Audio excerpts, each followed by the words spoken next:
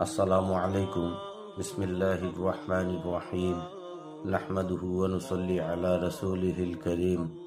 আম্মা বা'দ, ফাআউযু বিল্লাহি মিনাশ শাইতানির রাজীম।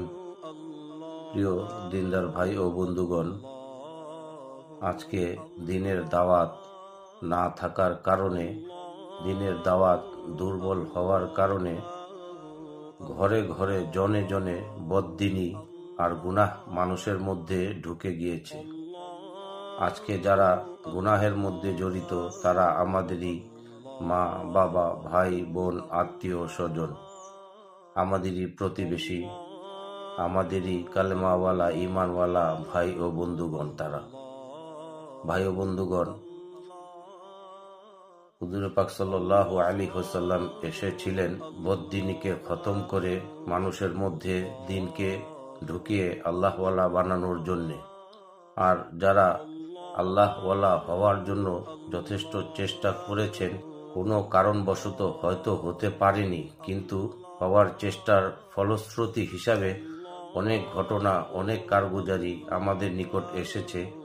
তোর মধ্যে আপনাদেরকে একটি ঘটনা শোনাচ্ছি। এক তাবলিগি রাখালের কবর থেকে খুশবু।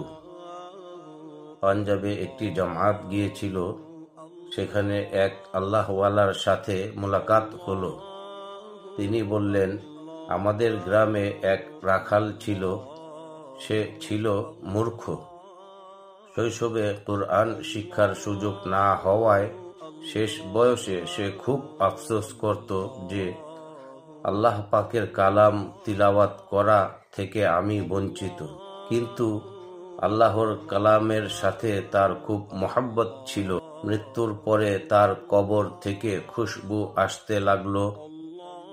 তার বিবির নিকট জিজ্ঞাসা করা হলো সে কি আমল করত। বিবি বলল, সে কোনো বিশেষ আমল তো করত না, তবে ফজরের নামাজের পর এসে কোরআন শরীফ খুলে নিয়ে বসত, কিন্তু পড়া না জানার কারণে এক এক লাইনে হাত রাখত আর বলতো, এটা ঠিক, এটাও ঠিক। এভাবে সে পুরা কোরআন খতম করত। সুবহানাল্লাহ। তার এই সত্যায়ন আল্লাহ তাআলার নিকট এত পছন্দ হলো যে তার কবরকে খুশবুদার বানিয়ে দিল। প্রিয় দিনদার ভাই ও বন্ধুগণ, আল্লাহ পাক আমাদেরকে আমল করার তৌফিক দান করুক। আমিন। আসসালামু আলাইকুম।